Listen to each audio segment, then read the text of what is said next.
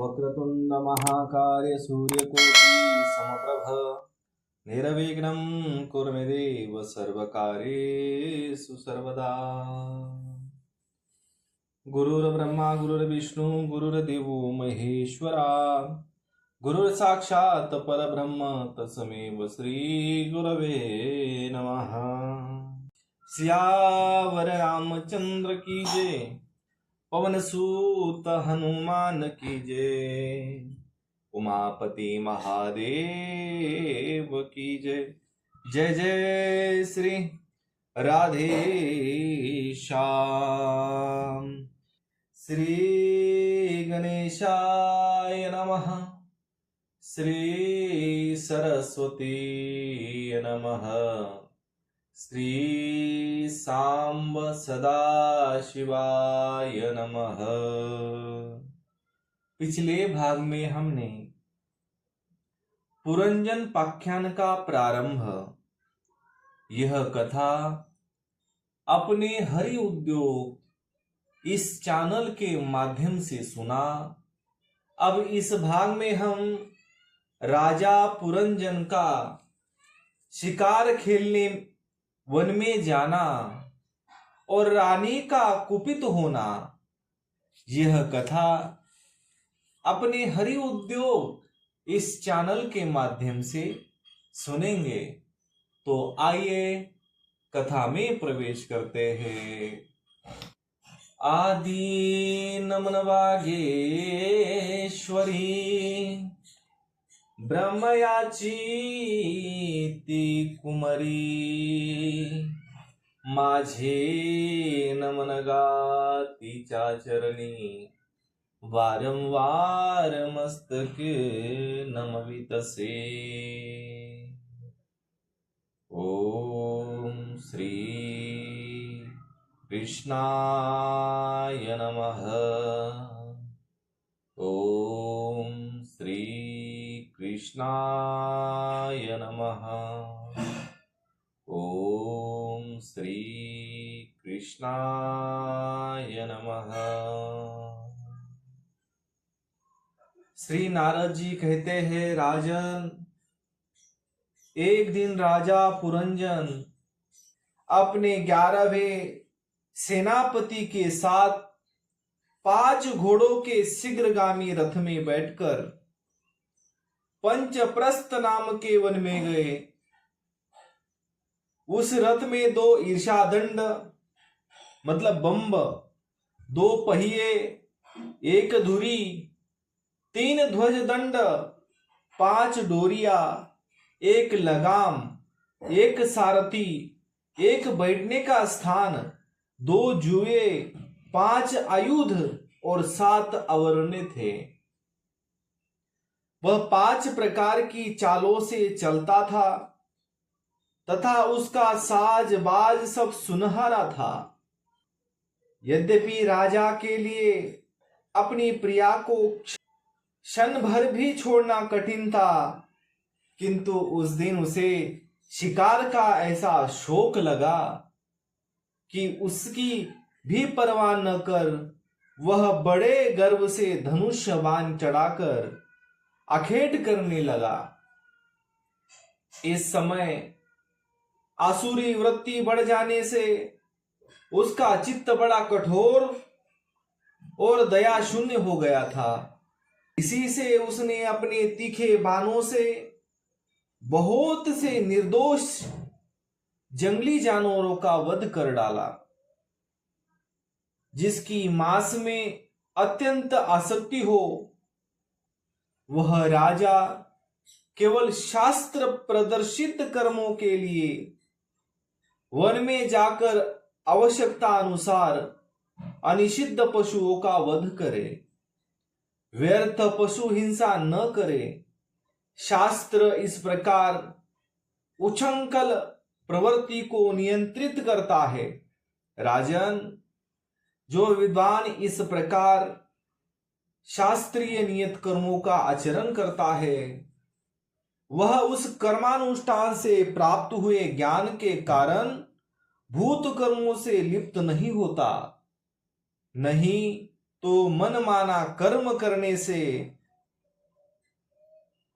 मनुष्य अभिमान के वशीभूत होकर कर्मों में बंध जाता है तथा गुण प्रवाह रूप संसार चक्र में पड़कर विवेक बुद्धि के नष्ट हो जाने से अधम योनियों में जन्म लेता है।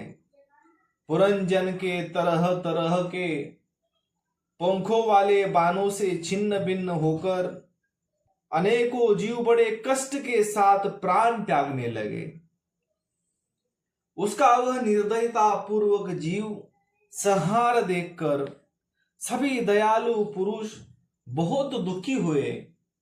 वे इसे सह नहीं सके। इस प्रकार वहां खरगोश, सुअर, भैंसे, नीलगाय, कृष्ण मृग, शाही तथा और भी बहुत से मेध्य पशुओं का वध करते करते राजा पुरंजन बहुत थक गया।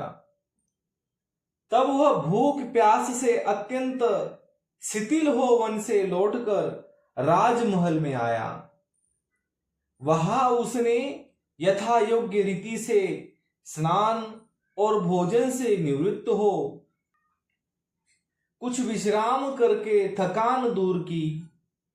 फिर गंध, चंदन और माला आदि से सुसज्जित हो सब अंगों में सुंदर सुंदर आभूषण पहने। तब उसे अपनी प्रिया की याद आई। वो भोजन आदि से तृप्त, हृदय में आनंदित, मद से उन्मत्त और काम में व्यथित होकर, किंतु उसे वह कहीं भी दिखाई न दी। प्राचीन ब्रही तब उसने चित्त में कुछ उदास होकर अंतःपुर की स्त्रियों से पूछा, सुंदरियों, अपनी स्वामिनी के सहित तुम सब पहले की तरह कुशल से हो ना?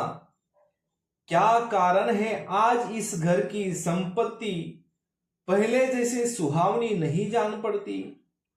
घर में माता अथवा पति परायण भार्या न हो तो वह घर बिना पहिए के रथ के समान हो जाता है। फिर उसमें कौन बुद्धिमान दिन पुरुष के समान रहना पसंद करेगा? अतः बताओ, वह सुंदरी कहाँ है जो दुख समुद्र में डूबने पर मेरी विवेक बुद्धि को पद पद पर जागृत करके मुझे उस संकट से उबार लेती है। स्त्रियों ने कहा, नरनाथ, मालूम नहीं आज आपकी प्रिया ने क्या ठानी है। शत्रु दमन देखिए, वे बिना बिछोने के पृथ्वी पर ही पड़ी हुई है। श्री नारद जी कहते हैं, राजन, उस स्त्री के संग से राजा पुरंजन का विवेक नष्ट हो चुका था। इसीलिए अपनी रानी को पृथ्वी पर अस्त व्यस्त अवस्था में पड़े देखकर वह अत्यंत व्याकुल हो गया। उसने दुखित हृदय से उसे मधुर वचनों द्वारा बहुत कुछ समझाया, किंतु उसे अपनी प्रेयसी के अंदर अपने प्रति प्रणय कोप का कोई चिन्ह नहीं दिखाई दिया। वह मनाने में भी बहुत कुशल था। इसीलिए अब पुरंजन ने उसे धीरे धीरे मनाना आरंभ किया। उसने पहले उसके चरण छुए और फिर गोद में बिठाकर उसे प्यार से कहने लगा। पुरंजन बोला, सुंदरी, वे सेवक तो निश्चय ही बड़े अभागे हैं, जिनके अपराध करने पर स्वामी उन्हें अपना समझकर शिक्षा के लिए उचित दंड नहीं देते। सेवक को दिया हुआ स्वामी का दंड तो उस पर बड़ा अनुग्रह ही होता है। जो मूर्ख है उन्हीं को क्रोध के कारण अपने हितकारी स्वामी के किए हुए उस उपकार का पता नहीं चलता। सुंदर दंतावली, और मनोहर बाहों से शोभा पाने वाली मनस्विनी, अब यह क्रोध दूर करो और एक बार मुझे अपना समझकर प्रणय भार तथा लज्जा से झुका हुआ एवं मधुर मुस्कानमयी चितवन से सुशोभित अपना मनोहर मुख दिखाओ। अहो, भ्रमण पंक्तियों के समान नीली अलकावली, उन्नत नासिका और सुमधुर वाणी के कारण तुम्हारा वह मुखार बिंद कैसा मनोमोहक जान पड़ता है। वीर पत्नी, यदि किसी दूसरे ने तुम्हारा कोई अपराध किया हो तो उसे बताओ। यदि वह अपराधी ब्राह्मण कुल का नहीं है तो मैं उसे अभी दंड देता हूं। मुझे तो भगवान के भक्तों को छोड़कर त्रिलोकी में अथवा उससे बाहर ऐसा कोई नहीं दिखाई देता जो तुम्हारा अपराध करके निर्भय और आनंद पूर्वक रह सके। प्रिय, मैंने आज तक तुम्हारा मुख कभी तिलकहीन, उदास, मुरझाया हुआ, क्रोध के कारण डरावना, कांतिहीन और स्नेह शून्य नहीं देखा, और न कभी तुम्हारे सुंदर स्तनों को ही शोकाश्रुओं से भीगा बिंबा फल सदृश अंधरों को स्निग्ध केसर की लाली से रहित देखा है। मैं